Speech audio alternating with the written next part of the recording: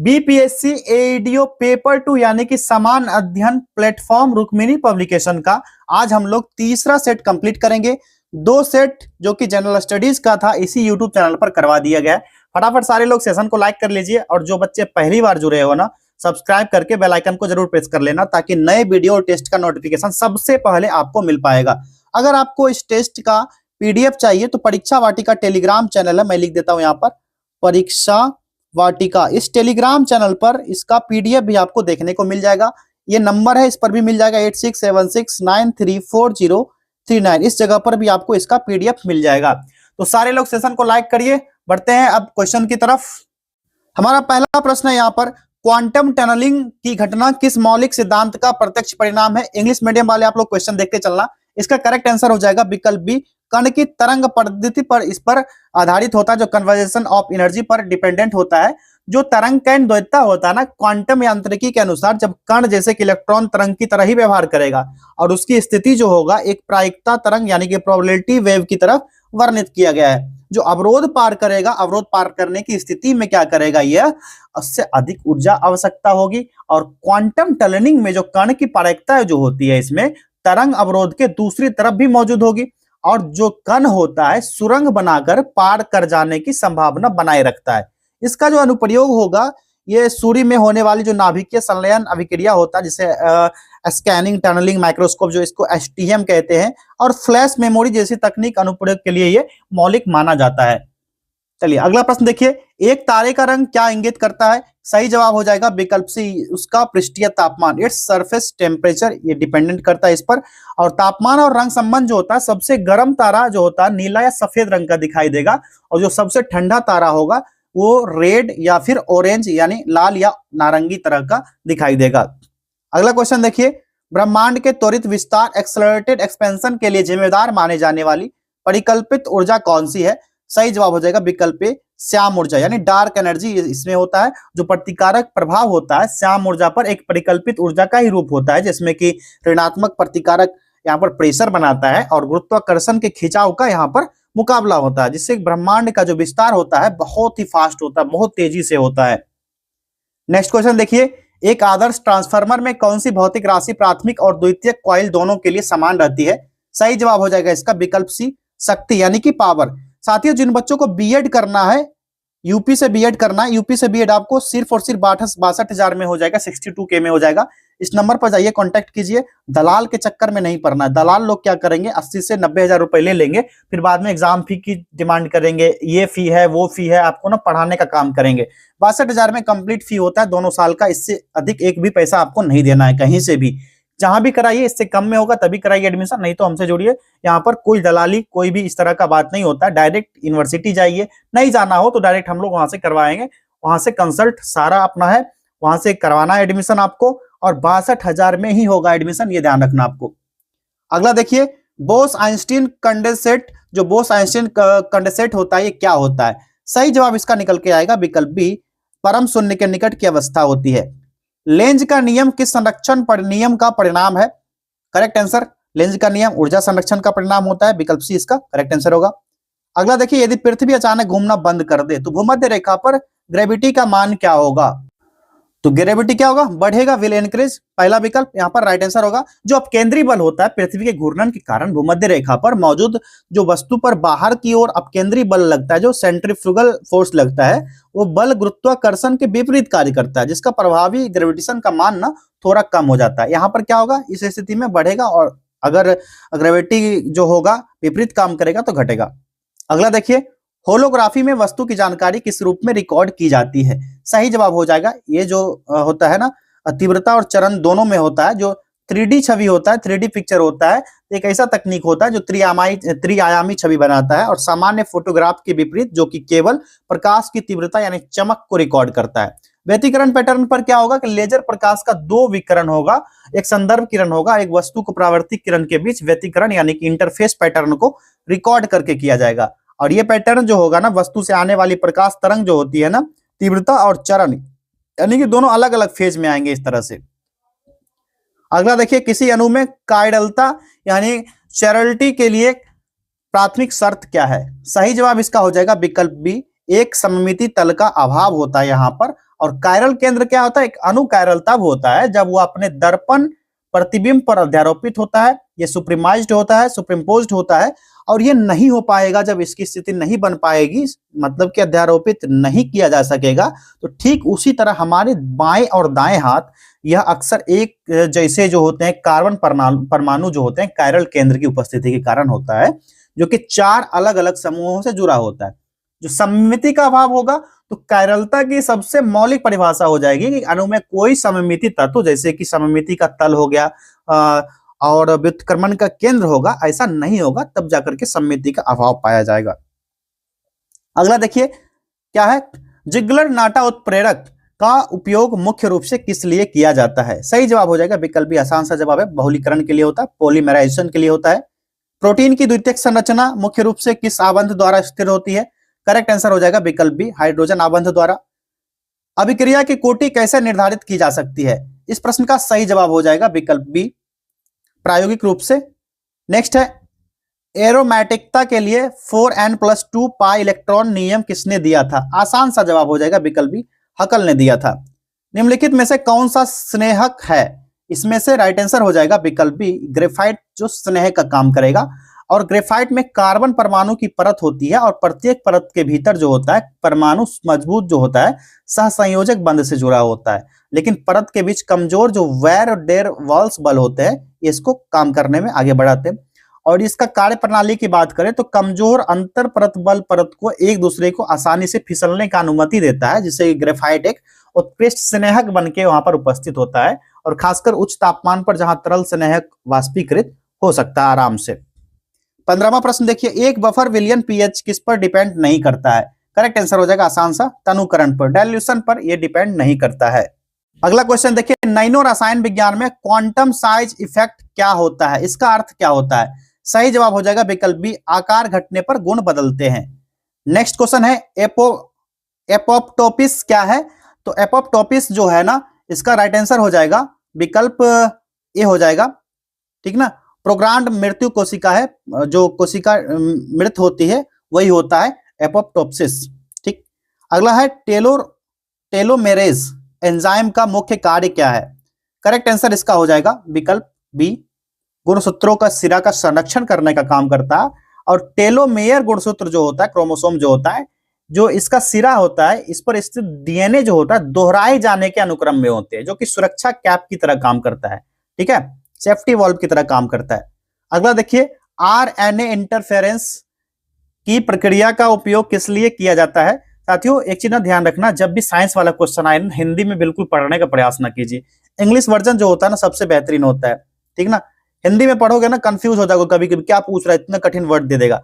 What is the process of RNA interference, ये क्या होता है? तो इसका सही जवाब हो जाएगा विकल्प बी हो जाएगा, जीन अभिव्यक्ति को शांत करता है, to silence gene expression. Biological species concept के अनुसार एक प्रजाति क्या है? करेक्ट आंसर विकल्प बी, प्राकृतिक रूप से अंतः प्रजनन करने वाली आबादी होती है। नेक्स्ट है, प्रायंस क्या है? प्रायंस क्या होता है? तो एक संक्रामक प्रोटीन है, विकल्प सी करेक्ट आंसर। क्रेब्स चक्र कोशिका के किस भाग में होता है? सही जवाब इसका हो जाएगा विकल्प सी, माइटोकॉन्ड्रियल मैट्रिक्स में होता है। 23वां प्रश्न है यहाँ पर, सहभोजी संबंध जो होता है इसमें क्या होता है? तो ये जो होता है ना, एक को लाभ पहुंचाता है और दूसरा इससे अप्रभावित रहता है, विकल्प बी यहाँ पर करेक्ट आंसर होगा। जो पारिस्थितिक संबंध होगा, दो अलग अलग प्रजाति के बीच एक दीर्घकालिक जैविक अंतःक्रिया होगा। उदाहरण के लिए ले लेते, एक क्लासिक उदाहरण हो सकता है ऑर्किड का पेड़ जो उगता है ना, ये ऑर्किड के पेड़ पर रहने को सहारा और सूर्य का प्रकाश मिलता है, यानी कि इसको लाभ मिलता है, बेनिफिट हुआ, और जबकि पेड़ को इससे कोई लाभ या हानि नहीं होता, ये अप्रभावित का श्रेणी में आएगा। और एक उदाहरण ले लो, जैसे शार्क है, शार्क के साथ रहने वाली जो रेमोरा होता है मछली, जो शार्क से बचे हुए भोजन को खाता है, तो ये क्या होता है? अप्रभावित रहता है और शार्क को लाभ मिलता है। चलिए आगे बढ़ते हैं नेक्स्ट क्वेश्चन की तरफ। मानव जीनोम में सबसे बड़ा हिस्सा किसका है? सही जवाब हो जाएगा ट्रांसपोसॉन का, जंपिंग जीन का। साथियों जो बच्चे ना मेगा मॉक टेस्ट नहीं ज्वाइन किए हो, जाकर के मेगा मॉक टेस्ट ज्वाइन कीजिए। और जिन बच्चों ने सुपर 30 नहीं ज्वाइन किया था, अभी भी सुपर 30 बैच ज्वाइन कर सकते हो। इसमें 30 टेस्ट कराया जाएगा, मेगा मॉक टेस्ट में 40 टेस्ट होगा। क्योंकि आप सभी का एग्जाम मार्च लास्ट में होने वाला है अब, तो आप लोग कोशिश कीजिए मेगा मॉक टेस्ट 40 टेस्ट लगाने का। जिनको अगर सुपर 30 बैच ज्वाइन करना, सुपर 30 बैच ज्वाइन कर सकते हो। दोनों बैच यहाँ पर स्टार्ट हो गया है। मेगा मॉक टेस्ट 10 जनवरी से स्टार्ट हो गया है, सुपर 30 स्टार्ट होने वाला 15 जनवरी से। दोनों का यहाँ पर प्राइस रखा गया है सेम 249 का। दोनों में से कोई भी ज्वाइन कर सकते हैं। चूंकि ये 40 टेस्ट है फिर भी वही प्राइस रखा गया है। और इस टेस्ट का 999 हो जाएगा प्राइस 15 जनवरी के बाद, और इस टेस्ट का 799 हो जाएगा। ठीक है, अभी दोनों का ऑफर चल रहा है 249 का। जाइए मेगा मॉक टेस्ट ज्वाइन कीजिए। यहाँ पर मैं नंबर लिख देता हूँ 8676934039। इस नंबर पर जाइए, कॉन्टैक्ट कीजिए, व्हाट्सअप कीजिए, कॉल कीजिए, कुछ भी करके पता करिए यहाँ पर मेगा मॉक टेस्ट क्या है और सुपर 30 टेस्ट क्या है। आप फटाक से ज्वाइन कर लीजिए, क्योंकि अब ना समय बर्बाद नहीं करना है। क्योंकि 2 महीने का अगर हमें अपॉर्चुनिटी मिला है तो इसको भुनाना है। इसको बर्बाद कर दोगे तो लास्ट में पछतावा होगा कि अगर पहले से पढ़ रहे होते तो कहीं ना कहीं हमको बेनिफिट मिलता अभी। चलिए अगला प्रश्न देखिए, सिनेप्टिक ट्रांसमिशन में न्यूरो ट्रांसमीटर कहां से मुक्त होते हैं? ये होता है प्री सिनेप्टिक टर्मिनल से। कौन सा पादप हार्मोन तनाव हार्मोन कहलाता है? राइट आंसर होगा विकल्प D, abscisic acid. DNA fingerprint किस भिन्नता पर आधारित होता है? सही जवाब हो जाएगा विकल्प बी, यहां पर VNTR mini satellite. Next question है, फाउंडर इफेक्ट किसका उदाहरण होता है? सही जवाब है विकल्प बी, ये ना जेनेटिक ड्राफ्ट का उदाहरण है। प्रतिरक्षा प्रणाली की कौन सी कोशिकाएं मुख्य रूप से HIV द्वारा लक्षित होती है? करेक्ट आंसर है विकल्प सी, ये हेल्पर टी कोशिकाएं होती है, CD4+ होती है ये। ठीक, और हेल्पर टी कोशिकाएं जो होती है ना, प्रतिरक्षा प्रतिक्रिया को समन्वित करने में एक केंद्रिका भूमिका निभाती है, जो कि अन्य प्रतिरक्षा कोशिकाओं को संक्रमण से लड़ने के लिए सक्रिय करती है। HIV ना इस हेल्पर टी कोशिका को संक्रमित और नष्ट कर देगा, और समय के साथ CD4+ जो है कोशिका की संख्या इतनी कम हो जाएगी कि प्रतिरक्षा प्रणाली गंभीर रूप से कमजोर हो जाएगा। इससे क्या होगा कि व्यक्ति अवसरवादी संक्रमण को, कैंसर और उसके प्रति संवेदनशील हो जाएगा, और इसी अवस्था को एड्स यानी कि एक्वायर्ड इम्यूनो डिफिशियंसी सिंड्रोम भी कहते हैं। नेक्स्ट क्वेश्चन देखिए, C3 और C4 पौधों के बीच मुख्य अंतर किस एंजाइम से संबंधित है? सही जवाब इसका हो जाएगा विकल्प सी, ATP सिंथेस से संबंधित होता है। दिसंबर 2025 में दुबई में आयोजित होने वाले COP31 जलवायु शिखर सम्मेलन का मुख्य एजेंडा क्या है? सही जवाब हो जाएगा विकल्प सी, वैश्विक स्टॉप टेक। ठीक, चलिए क्वेश्चन नंबर 32 देखिए, यहाँ पर ऑप्शन नहीं दिया गया, ऑप्शन अगले पेज में होगा। 2025 का प्रतिष्ठित नोबेल शांति पुरस्कार किसे दिया गया है? साथियों, प्राइज से संबंधित एक वीडियो बनाया गया है, प्राइज का 1 घंटे का वीडियो है, जाकर के देख लीजिए। जो भी नोबेल पुरस्कार है, क्रिकेट से संबंधित पुरस्कार है, या फिर फिल्मी दुनिया का हो, पुलित्जर पुरस्कार जिसको ऑस्कर अवार्ड वगैरह, ये सब ना करवा दिया गया। 1 घंटे का देख लोगे ना, उसमें जितना भी अवार्ड है, जिस क्षेत्र में जिसको मिला है, सब करवा दिया गया है। उसको जाइए वीडियो देखिए, इसी यूट्यूब चैनल पर देखने को मिल जाएगा वो भी। चलिए इसका जवाब जानते हैं, पहले ऑप्शन की तरफ बढ़ते हैं। यहाँ पर ऑप्शन नहीं दिया गया, अगले पेज में होगा। चलिए यहाँ पर ऑप्शन दिया गया है ABCD, बताइए यहाँ पर कौन सा यहाँ पर करेक्ट आंसर होगा? पत्रकारों की सुरक्षा के लिए समिति है, CPG है ये, यही है जो प्रेस्टिजियस नोबेल प्राइज जो 2025 मिला है, पत्रकारों की सुरक्षा के लिए मिला है, विकल्प बी राइट आंसर होगा। भारत की नई राष्ट्रीय कृत्रिम बुद्धिमत्ता रणनीति 2.0 2025 किस पर केंद्रीकृत है? सही जवाब हो जाएगा AI कंप्यूट इंफ्रास्ट्रक्चर और डेटा सेट पर है। बिहार सरकार ने 2025 में किस क्षेत्र को आपदा प्रवण क्षेत्र घोषित किया है? करेक्ट आंसर हो जाएगा ये सारे, कोसी बेसिन बाढ़ क्षेत्र है, कैमूर पठार सूखा क्षेत्र है, और सीमांचल जो है ना भूकंपीय गतिविधि का क्षेत्र है। सारे के सारे यहाँ पर राइट आंसर होगा ऑल ऑफ द एबव, विकल्प D, option D correct answer होगा। अगला देखिए, भारत के पहले स्वदेशी रूप से विकसित क्वांटम सिक्योर कम्युनिकेशन नेटवर्क का परीक्षण कहां किया गया? राइट आंसर हो जाएगा विकल्प बी, बेंगलुरु चेन्नई में। G21 के 2026 शिखर सम्मेलन की मेजबानी कौन सा देश करेगा? सही जवाब विकल्प बी, यहाँ पर संयुक्त राज्य अमेरिका करेगा। अभी देख ली अमेरिका वेनेजुएला के राष्ट्रपति मादुरो को उठा लिया, ये तो अलग हरकत करता है। प्रोजेक्ट चीता के तहत 2025 में चीतों का तीसरा जत्था जिस देश से भारत लाया गया, कहां से लाया गया था, ये कौन सा कंट्री था? तो ये लाया गया था बोत्सवाना से, विकल्प डी करेक्ट आंसर होगा। भारत का एक नया संसद भवन आधिकारिक तौर पर किस नाम से जाना जाता है? इसका नाम चेंज हुआ, इसको जाना जाता है विकल्प सी, संविधान सदन। 2025 में लॉन्च किया गया भारत का समुद्रयान मिशन का उद्देश्य क्या है? इस प्रश्न का करेक्ट आंसर यहाँ पर गहरे समुद्र में खनन, ये तो नहीं होगा भाई। अगला देखिए, विकल्प बी, समुद्री जैव विविधता का मानचित्रण, ये भी इसका नहीं होगा करेक्ट आंसर। अगला देखिए, मानव युक्त पनडुब्बी अन्वेषण है, विकल्प सी यहाँ पर राइट आंसर होगा। ठीक है, मत्स्य 6000 जो इस मिशन के तहत मत्स्य 6000 नामक एक मानव युक्त पनडुब्बी विकसित किया गया है, और 3 मनुष्य को समुद्र में 6000 मीटर की गहराई तक ले जाने में ये सक्षम हो जाएगा। अगला देखिए, एक राष्ट्र एक चुनाव, वन नेशन वन इलेक्शन की व्यवहार्यता का अध्ययन करने के लिए गठित समिति के अध्यक्ष कौन है? इसके अध्यक्ष बने हैं रामनाथ कोविंद। भारत की पहली ग्रीन हाइड्रोजन फ्यूल सेल बस किस शहर से शुरू की गई है? यह हुआ शुरू कहां से? दिल्ली से। NASA ISRO synthetic aperture radar NISAR यानी निसार कहिए उपग्रह का मुख्य मिशन क्या है? निसार जो है ना पृथ्वी की सतह का अवलोकन करेगा, विकल्प बी करेक्ट आंसर हो जाएगा। 2025 में भारतीय रिजर्व बैंक ने किस पर आधारित एक नई मौद्रिक नीति रूपरेखा अपनाई है?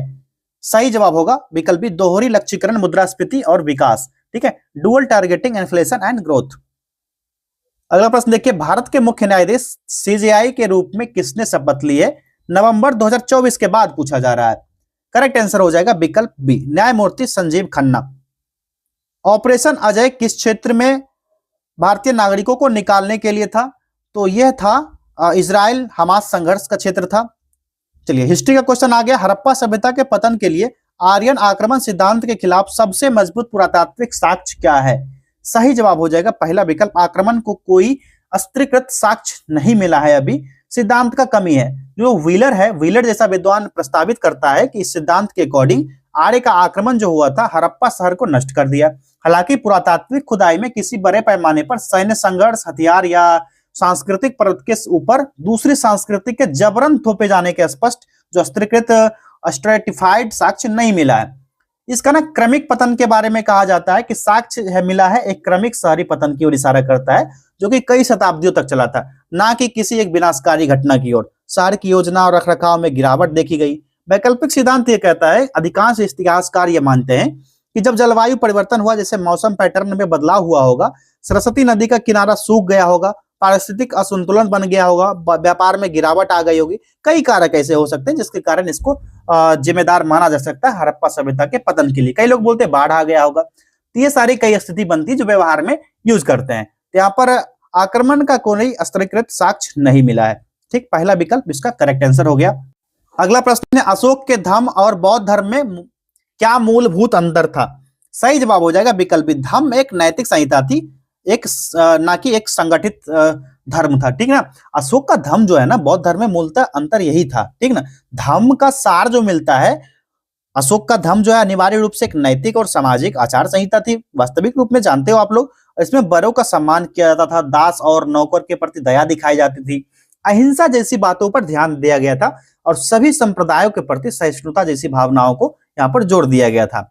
बौद्ध धर्म से संबंध क्या था? अशोक व्यक्तिगत रूप से बौद्ध धर्म से था और धम्म जो है बौद्ध शिक्षाओं से प्रेरित था, लेकिन यह बौद्ध धर्म का पर्याय नहीं था। धम्म में बौद्ध धर्म के विशिष्ट सिद्धांत जैसे कि अष्टांगिक मार्ग हो या निर्वाण की अवधारणा, इसका प्रचार नहीं किया गया था।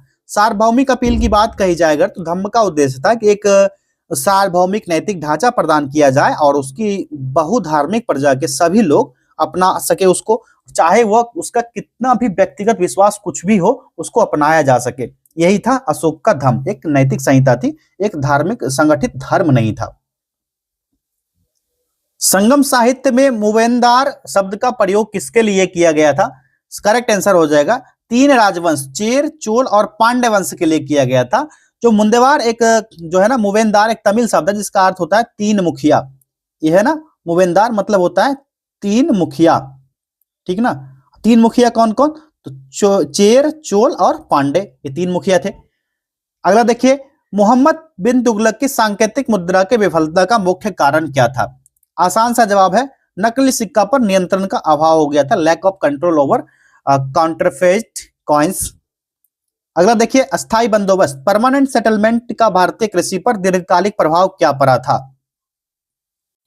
सबसे पहले जानिए 1793 में कार्नवालिस द्वारा बंगाल, बिहार और उड़ीसा में शुरू किया गया प्रणाली था। ठीक, जमींदार को भूमि का मालिक बनाया गया, एक निश्चित भू राजस्व स्थायी रूप से सरकार को देना होता था और अनुपस्थित जमींदार जो होते थे, चूंकि राजस्व का दर अस्थायी रूप से तय किया गया था, तो कई जमींदार ने क्या किया था कि भूमि में सुधार करने में कोई दिलचस्पी नहीं दिखाया, उसको वो शहर चले गए और अपनी जमीन जो है बिचौलियों को किराए पर दे दी, जिससे अनुपस्थित जमींदार जो था अब्सेंस लैंड्रो ऑर्डरिज्म जो था इसका यहीं से उदय होता है। किसानों का शोषण होने लगा था, जमींदार किसानों का मनमाना लगान वसूल करते थे, भूमि से बेदखल कर देते थे, किसान केवल किराएदार बनकर रह गए थे, उस पर लगान का बोझ बढ़ता गया जिससे कि वो अत्यधिक कर्ज में डूब गया और यही था स्थायी बंदोबस्त।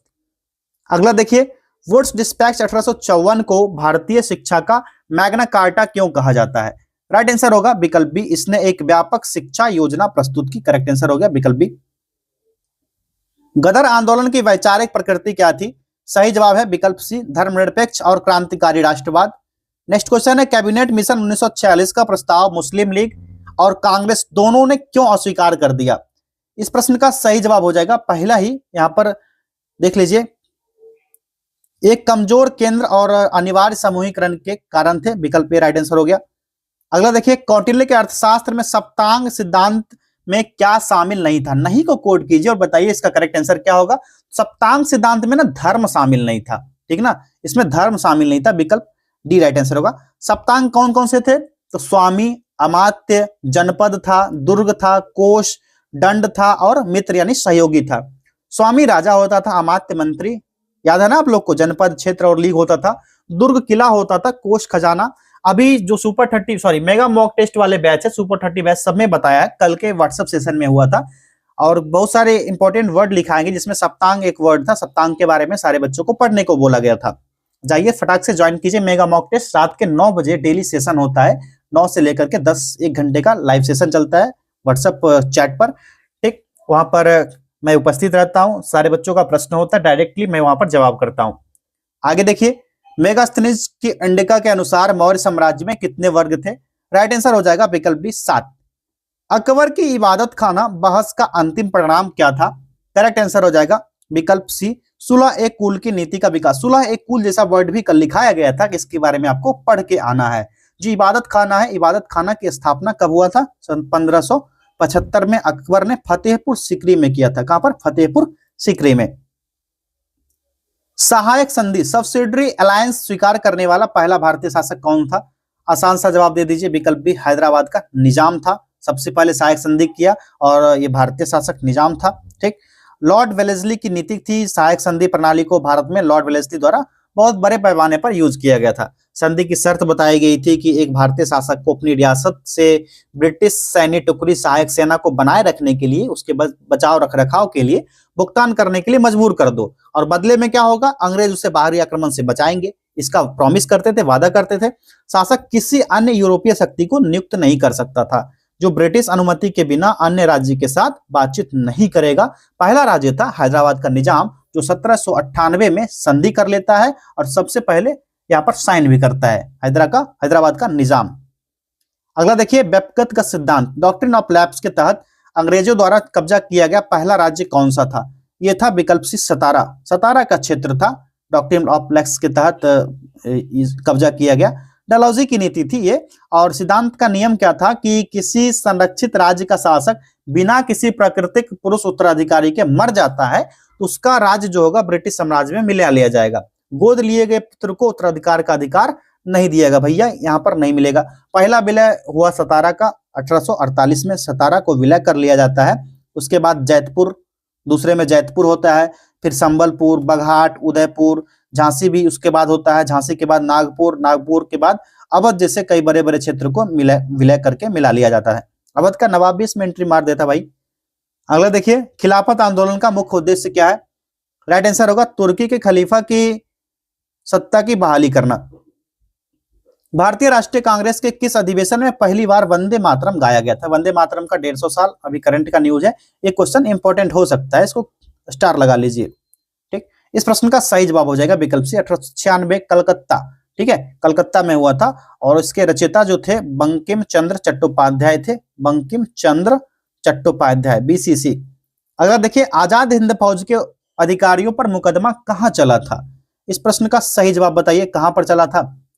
क्वेश्चन नंबर 61, ये चला था लाल किला दिल्ली में, रेड फोर्ट दिल्ली में ये मुकदमा चलाया गया था। 1945 में ये शुरू हुआ था। 3 वरिष्ठ अधिकारी थे, जो कर्नल प्रेम सहगल जो हिंदू थे, कर्नल गुरबख्श सिंह ढिल्लो सिख थे, और मेजर जनरल शहनवाज खान जो मुस्लिम थे। इन पर एक साथ मुकदमा चला था, जो भारतीय एकता का प्रतीक बन गया था। सार्वजनिक प्रतिक्रिया भी हुआ, इस मुकदमे के खिलाफ पूरे भारत में बड़े पैमाने पर विरोध प्रदर्शन हुआ था। ब्रिटिश सरकार को उनकी सजा कम करने के लिए मजबूर होना पड़ा था, ठीक। ये हो गया, लाल किला में हुआ था। अगला देखिए, रिंग फेंस की नीति किससे संबंधित है? विकल्प बी राइट आंसर होगा, वारेन हेस्टिंग्स से संबंधित है। 18वीं सेंचुरी के लास्ट में वारेन हेस्टिंग्स द्वारा अपनाया गया था। इसका उद्देश्य था कि कंपनी के क्षेत्र को पड़ोसी राज्य के आक्रमण से बचाया जा सके। इसकी कार्य प्रणाली की बात करें तो कंपनी ने अपने क्षेत्रों की सीमाओं को सीधे रक्षा करने के बजाय अपने पड़ोसी राज्य जो बफर स्टेट्स थे इसकी सीमा को रक्षा करने का बीड़ा उठाया। इसके लिए कंपनी इन राज्यों के साथ रक्षात्मक संधियां कर लेती थी और रक्षा का खर्च भी उन्हीं राज्यों से वसूला करती थी। ये राइट आंसर होगा, वॉरेन हेस्टिंग्स के समय हुआ था। पृथ्वी का एल्बिडो क्या निर्धारित करता है? ज्योग्राफी का क्वेश्चन आ गया। ये परावर्तित सौर विकिरण की मात्रा निर्धारित करेगा। विकल्प डी आराम से लगा लीजिए। कोरियोलिस बल किसके लिए जिम्मेदार है? भैया आसान सा प्रश्न, आसान सा जवाब। विकल्प बी पवन और धारा का विक्षेपण करता है। जो आभासी बल होता है कोरियोलिस बल होता है, एक फिक्टिशियस बल होता है, आभासी बल होता है जो पृथ्वी के घूर्णन के कारण उत्पन्न होता है। और विक्षेपण का नियम कहता है कि बल गतिमान वस्तु जैसे कि पवन होगा, महासागरीय धारा होगा या कोई हवाई जहाज उड़ रहा है तो उसके रास्ते में विक्षेपित जो होगा डिफ्लेक्ट करेगा तो उत्तरी गोलार्ध में क्या होगा, वस्तु को उसकी गति की दिशा दाईं ओर विक्षेपित कर देगा, राइट मोड़ देगा। और दक्षिणी गोलार्ध में क्या होगा, उसको बाईं मोड़ देगा। ठीक, ये ध्यान रखना है। दक्षिणी गोलार्ध में बाईं और उत्तरी गोलार्ध में दाईं मोड़ेगा। चलिए आगे देखिए। थर्मोहेलाइन परिसंचरण का मुख्य चालक क्या है? आसान सा जवाब दीजिए। विकल्प सी तापमान और लवणता में घनत्व अंतर का स्थिति होता है। और जो महासागरीय कन्वेयर बेल्ट होता है ना, इसमें थर्मोहेलाइन परिसंचरण जिसको अक्सर ना महासागरीय कन्वेयर बेल्ट भी कहा जाता है। और महासागर में बड़े पैमाने पर होने वाला जो जल संचरण होता है यही कन्वेयर बेल्ट होता है। इसी का तापमान और लवणता में घनत्व का अंतर होता है थर्मोहेलाइन परिसंचरण के कारण। विकल्प सी इसका करेक्ट आंसर हो गया। आगे देखिए। शीतोष्ण चक्रवातों की ऊर्जा का स्रोत क्या है? सोर्स क्या पूछा जा रहा है? आसान सा जवाब, वाताग्रोह पर वायु राशियों का घनत्व का अंतर होता है। विकल्प बी करेक्ट आंसर होगा। साथियों, जो बच्चे सब्सक्राइब नहीं किए चैनल को सब्सक्राइब कर लीजिए। और यहाँ पर प्रोडक्ट शो हो रहा होगा नीचे जाकर के। जो बच्चे मेगा मॉक टेस्ट ज्वाइन नहीं किए हो या फिर जो ज्वाइन किए हो, यहाँ पर बुक दिख रहा होगा अरिहंत पब्लिकेशन का कैप्सूल बुक करके आता है। कैप्सूल बुक वहां पर आप लोग परचेज कर लीजिए। 4 समथिंग 450 के आसपास होगा, 450, 60, 70 के आसपास होगा। या फिर कहीं बुक स्टोर में भी मिल रहा है, जाकर के उसको आप लोग परचेज कर लीजिए। या फिर इस वीडियो में भी आपको यहाँ पर शो करेगा वो बुक, इसको परचेज कर लीजिए। इसी बेसिस पर पूरा एग्जाम देखना है आगे, इसी बेसिस पर सारा एग्जाम को कवर करेंगे। और ये ऐसा नोट्स बन जाएगा कि आगामी कोई भी एग्जाम देना चाहो आप एक बार में पढ़ के आराम से 1 महीने में तैयारी ठीक ठाक हो जाएगी आपकी। भारत की कौन सी नदी भ्रंश घाटी से होकर बहती है? बताइए कौन सी नदी होगी? तो ये हो जाएगा विकल्प सी नर्मदा नदी। ठीक, चलिए ये वाला क्वेश्चन छूट गया था ना। रिफ्ट वैली का निर्माण किस प्रक्रिया द्वारा होता है? रिफ्ट वैली जो बनता है ना, ये बनता है भ्रंशन के द्वारा, फॉल्टिंग के द्वारा। सापेक्षिक आर्द्रता 100% होने पर क्या होता है? करेक्ट आंसर हो जाएगा वायु संतृप्त हो जाएगी, यानी कि ओसांग की स्थिति बनेगी। विकल्प सी करेक्ट आंसर। अगला देखिए। बायोटिक और एबायोटिक घटकों के बीच पदार्थों का चक्रण क्या कहलाता है? इसको ऊर्जा प्रवाह कहा जाता है, एनर्जी फ्लो कहा जाता है।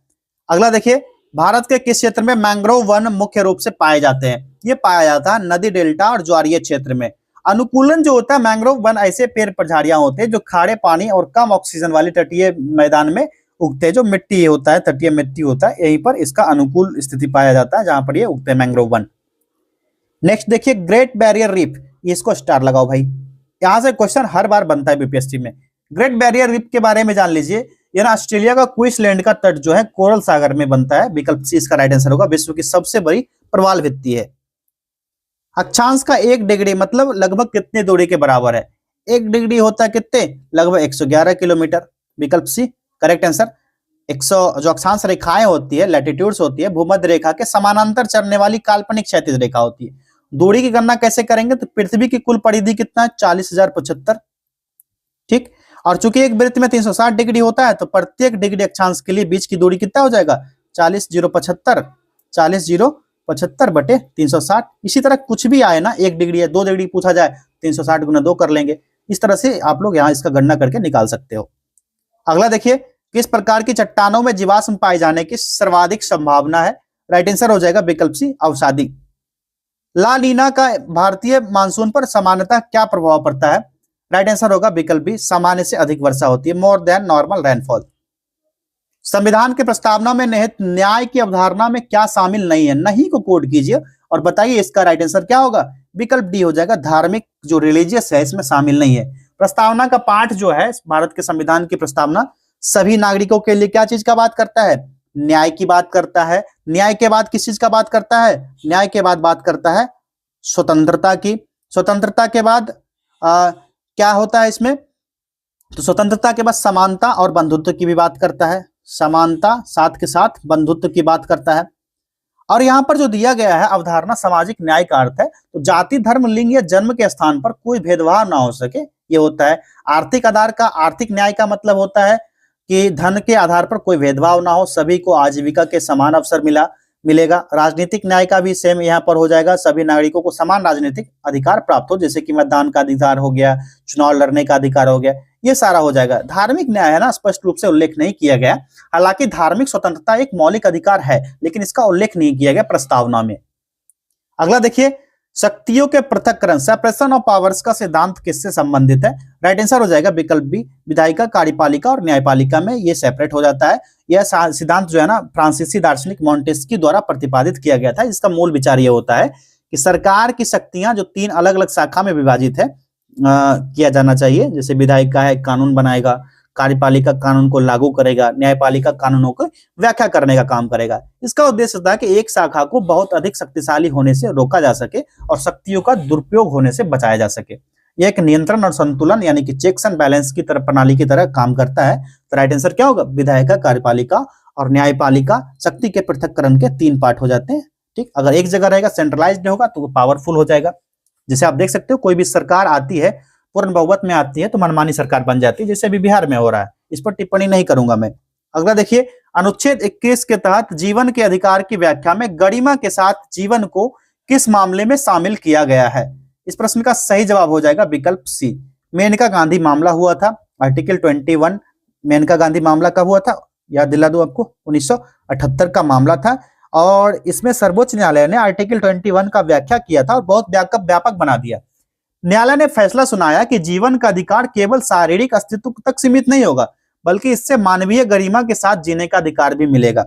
जिसका मतलब होता है कि स्वच्छ पर्यावरण का अधिकार मिले, आजीविका मिले, निजता का अधिकार मिले और स्वास्थ्य जैसे कई अधिकार को शामिल किया गया आर्टिकल 21 में। अगला देखिए, एक अध्यादेश की अधिकतम वैधता कितनी हो सकती है? बताइए, एक ऑर्डिनेंस की अधिकतम वैधता कितनी होगी? 6 सप्ताह। आसान सा जवाब 6 सप्ताह, विकल्प ए। भारत में न्यायिक पुनर्विलोकन के शक्ति का आधार क्या है? करेक्ट आंसर हो जाएगा विकल्प सी, संविधान की सर्वोच्चता, सुप्रीमेसी ऑफ कॉन्स्टिट्यूशन। ठीक, और न्यायिक पुनर्विलोकन न्यायपालिका की वह शक्ति होती है जिसके तहत विधायिका द्वारा बनाए गए कानून और कार्यपालिका द्वारा जारी किए गए आदेश की संवैधानिकता की जांच किया जा सकता है। यदि कोई नया कानून आता है या कोई कानून या आदेश संविधान के प्रस्ताव का उल्लंघन करेगा तो न्यायपालिका उसको शून्य घोषित कर सकता है, यानी कि उसको 0 घोषित कर सकता है। अगला देखिए, कटौती प्रस्ताव यानी कट मोशन का उद्देश्य क्या है? कट मोशन होता है अनुदान मांग की कटौती का प्रस्ताव होता है, तो अनुदान मांग में कटौती प्रस्ताव विकल्प बी हो जाएगा। और बजट की प्रक्रिया होती है कि बजट में एक बजट प्रक्रिया का हिस्सा होता है जब सरकार विभिन्न मंत्रालय के लिए अनुदान की मांग करती है, डिमांड्स ऑफ ग्रांट्स प्रस्तुत करती है, तो सदस्य इन मांग पर असंतोष व्यक्त करने के लिए कटौती प्रस्ताव ला सकते हैं। इसके प्रकार 3 हो सकते हैं। एक तो होगा नीतिगत कटौती जो पॉलिसी कट होता है, फिर होगा मितव्ययिक कटौती होता है, ठीक, जिसको इकोनॉमी कट कहते हैं। हिंदी ना इतना सरा हुआ होता है, कभी कभी मैं भी कंफ्यूज हो जाता हूँ। इकोनॉमी कट जिसको कहते हो हिंदी में, जो भी हो, मितव्ययिता होता है यही शायद, और सांकेतिक कटौती टोकन कट होता है। इसका महत्व क्या होता है कि कटौती प्रस्ताव पारित हो जाएगा तो इसे सरकार के अविश्वास में माना जाता है और सरकार को इस्तीफा देना पड़ सकता है। सरकार की जवाबदेही सुनिश्चित करने का एक शक्तिशाली उपकरण होता है एक कटौती प्रस्ताव। अगला देखिए, निम्नलिखित में से कौन सी संवैधानिक संस्था नहीं है? यहाँ पर नहीं पूछा जा रहा, नहीं को कोड कीजिए, बताइए। यहाँ दिख रहा है नीति आयोग, ये संवैधानिक संस्था नहीं है। आर्टिकल 324 के तहत ये हुआ और 315 के तहत संघ लोक सेवा आयोग, ठीक है, ये सारे ना संवैधानिक संस्था नहीं है। संसदीय विशेषाधिकार किसके लिए उपलब्ध है? करेक्ट आंसर इसका हो जाएगा विकल्प सी, संसद 6 सदस्यों के लिए, for the members of parliaments. भारतीय संविधान की कौन सी विशेषता कनाडा के संविधान से नहीं ली गई है? कनाडा के संविधान से पूछा जा रहा है, कौन सा नहीं लिया गया? तो राज्य के नीति निदेशक तत्व नहीं लिया गया है, ये ना कनाडा के संविधान से नहीं लिया गया। कनाडा के संविधान से लिया गया है एक मजबूत केंद्र के लिए संघीय व्यवस्था, अवशिष्ट शक्तियों का केंद्र में निहित होना और केंद्र राज्य द्वारा राज्यपाल की नियुक्ति, ये सारा इससे शामिल हो जाता है। नीति निर्देशक तत्व जो होना संविधान के भाग 4 में है और ये आयरलैंड के संविधान से लिया गया है। कहां से? आयरलैंड के संविधान से लिया गया है। अगला देखिए, किस संविधान संशोधन द्वारा मतदान की आयु 21 से घटाकर 18 वर्ष किया गया? 61वां संविधान संशोधन था, ये 1988 में आया था और आर्टिकल 326 में संशोधन किया गया था। विकल्प सी करेक्ट आंसर होगा। 61वां संविधान संशोधन 1988 और आर्टिकल 326 में संशोधित करके ये घटाया गया आयु 21 से 18 वर्ष। प्रच्छन्न बेरोजगारी डिसगस्ट एम्प्लॉयमेंट मुख्य रूप से किस क्षेत्र में पाई जाती है? सही जवाब पहला, कृषि क्षेत्र में। मौद्रिक नीति के तहत रेपो रेट में वृद्धि का क्या प्रभाव होता है? रेपो रेट बढ़ेगा तो क्या होगा और घटेगा तो क्या होगा? कमेंट करना सारे लोग, प्लस लिखना बढ़ने में और लिख देना एक्सप्लेन करके कमेंट में, और माइनस लिख के लिखना घटेगा तो क्या होगा। जो प्रभाव की श्रृंखला होगा मैं भी बता देता हूं आपको। अगर आरबीआई का रेपो रेट बढ़ाएगा तो वाणिज्यिक बैंक के लिए आरबीआई से पैसा उधार लेना महंगा हो जाएगा और बढ़ी हुई लागत को अपने ग्राहक यानी आम लोग और कंपनी को दिए जाने वाले ऋण पर ब्याज दर बढ़ाकर वसूलेगा। अंतिम परिणाम क्या होगा? Home loan, car loan, personal loan महंगा हो जाएगा, बाजार में पैसे की आपूर्ति यानी तरलता कम हो जाएगी और मुद्रास्फीति को नियंत्रित करने में मदद मिलती है। ठीक है, अब आप लोग कमेंट करना कि रेपो रेट घटेगा तो क्या होगा। ठीक, इससे क्या होगा? ऋण सस्ता होता है, महंगा होता है, सॉरी महंगा होगा ना। अगला देखिए, लॉरेंज वक्र, लॉरेंज कर्व क्या दर्शाता है? तो ग्राफिकल निरूपण जो होता है, ग्राफिकल प्रतिनिधित्व जो कि किसी देश या समाज में आय या धन को वितरित करने को दर्शाता है, आय असमानता को, इनकम इनइक्वालिटी दर्शाता है। गिनी गुणांक, गिनी कोएफिशिएंट का मान 1 होने पर क्या होगा? आसान सा क्वेश्चन है, देखने में लग रहा है हार्ड है। ये क्या होगा? पूर्ण असमानता को दर्शाएगा। विकल्प बी यहाँ पर राइट आंसर होगा। 0 की स्थिति होगी तो क्या होगा? तो पूर्ण असमानता होगा। अगर 1 होगा इसका अर्थ होता है पूर्ण असमानता। ठीक, 0 रहेगा तो पूर्ण समानता, 1 होगा तो पूर्ण असमानता। ठीक ना, याद रखना आप। अगला देखिए, राजकोषीय समेकन, फिस्कल कंसोलिडेशन का क्या अर्थ होता है? राइट आंसर होगा विकल्प सी, राजकोषीय घाटे को कम करना। नेक्स्ट देखिए, बिहार के किस क्षेत्र की चट्टानें धात्विक खनिजों के लिए जानी जाती है? राइट आंसर हो जाएगा विकल्प सी, धारवाड़ समूह की चट्टानें जो दक्षिण पूर्वी क्षेत्र में पाए जाते हैं। अगला प्रश्न है, पाल काल में औदंतपुरी महाविहार की स्थापना किसने की थी? सही जवाब विकल्प सी, गोपाल ने किया था। 8वीं शताब्दी के मध्य में बिहार और बंगाल का शासक था और महाविहार की स्थापना जो है बिहार शरीफ, नालंदा जिला, औदंतपुरी महाविहार बौद्ध मठ था और शिक्षा का एक केंद्र था। बिहार में व्यक्तिगत सत्याग्रह 1940 के दूसरे सत्याग्रही कौन थे? बताइए कौन थे? विकल्प सी हो जाएगा अनुग्रह नारायण सिंह। सत्याग्रह गांधी जी द्वारा अगस्त प्रस्ताव के विरोध में लाया गया था। और इसमें ये बताइए, पहले सत्याग्रही, बिहार में पहले सत्याग्रही डॉक्टर श्री कृष्ण सिंह थे, श्री कृष्ण सिंह SKS। ठीक, और बिहार केसरी के नाम से भी इनको जाना जाता है। 28 नवंबर 1940 को पटना में हुआ था, 28 नवंबर 1940। बिहार सोशलिस्ट पार्टी 1931 की स्थापना का मुख्य उद्देश्य क्या था? विकल्प बी राइट आंसर हो जाएगा। ठीक, कांग्रेस के भीतर समाजवादी विचारधारा को बढ़ावा देना। बिहार के मैदान में ताल या चौर क्षेत्र क्या होता है? ताल या चौर क्षेत्र, ताल का क्षेत्र है जो ताल कहते हैं ना, मोकामा जैसे जगहों पर है तो होता है, ताल का क्षेत्र है। इसका भौगोलिक व्यवस्था, ताल का कहना दक्षिण गंगा का मैदान है, चौर जो है उत्तर गंगा का मैदान है। ठीक, यहीं से विभाजन कर लेते हैं। जो इधर वाला उत्तर वाला नॉर्थ साइड का पार्ट है ये क्या हो जाएगा? ताल का क्षेत्र हो जाएगा और चौर का क्षेत्र होगा दक्षिण वाला भाग। ठीक, ये हो जाएगा पूर्वी, ये हो जाएगा पश्चिमी भाग। तो ताल ऊपर, नीचे चौर से याद रहेगा आप लोग को।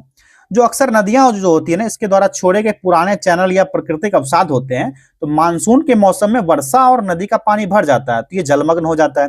कृषि महत्व की बात करें, रबी का मौसम होता है तो इस क्षेत्र में बहुत उपजाऊ होता है क्योंकि पानी निकलने के बाद नमी बनी रहती है और नई मिट्टी जमा हो जाती है, तो दलहन तिलहन की खेती जो है प्रमुख रूप से की जा सकती है। इसके लिए मैंने बताया मोकामा टाल का क्षेत्र बहुत फेमस है। तो राइट आंसर क्या हो जाएगा? टाल क्या है? यह एक निम्न भूमि वाले जल जमाव क्षेत्र होते हैं। अगला देखिए, बिहार की कौन सी नदी उत्तर दिशा में बहती हुई गंगा में मिलती है? देखिए ऑप्शन यहाँ पर, ये कौन सी नदी है? गंडक, बागमती, सोन और महानंदा। बताइए राइट आंसर सोन हो जाएगा। सोन नदी उत्तर दिशा में बहते हुए गंगा में एंट्री मारती है। इसका उद्गम कहाँ होता है? तो मध्य प्रदेश के अमरकंटक से। सोन नदी कहाँ से आती है? अमरकंटक से, मध्य प्रदेश अमरकंटक से आती है, गंगा नदी में मिलती है उत्तर दिशा से। 1917 में चंपारण सत्याग्रह का प्रमुख कारण क्या था? तिनकठिया नील प्रणाली, याद होगा आप सभी को, पहला राइट आंसर होगा तिनकठिया प्रणाली का अंत। कर्नाट वंश का शासन बिहार के किस क्षेत्र में था? ये कर्नाट वंश का शासन जो था ये बिहार के मिथिला क्षेत्र में था। विकल्प डी राइट आंसर होगा मिथिला। ठीक, अगला देखिए, बिहार में स्थित केसरिया स्तूप का निर्माण किसके शासनकाल से संबंधित माना जाता है? ये मौर्य वंश से संबंधित है केसरिया स्तूप। आखिरी प्रश्न है, बिहार के किस जिले में एकमात्र राष्ट्रीय उद्यान वाल्मीकि राष्ट्रीय उद्यान स्थित है? ये कहां पर स्थित है बताइए आप लोग। राइट आंसर हो जाएगा विकल्प बी, पश्चिम चंपारण में है। और ये एक बाघ अभ्यारण्य, टाइगर रिजर्व भी है। पारिस्थितिकी की बात कही जाए तो उद्यान हिमालय की तलहटी तराई में स्थित है और इसकी जैव विविधता बहुत ही अलग प्रकृति की है। रॉयल बंगाल टाइगर, भारतीय गेंडा, कई वन्य जीव का घर ये है। कौन सा? वाल्मीकि राष्ट्रीय उद्यान। सभी को जाना चाहिए, यहाँ पर जाइए घूमिए, और बिहार का पार्ट है तो यहाँ पर घूमना भी चाहिए। बताइए आपके कितने प्रश्न सही हुए? जिन बच्चों का 72 प्लस सही हो रहा है ना, वो सही जोन में। मिलेंगे अगले टेस्ट में। बहुत बहुत धन्यवाद।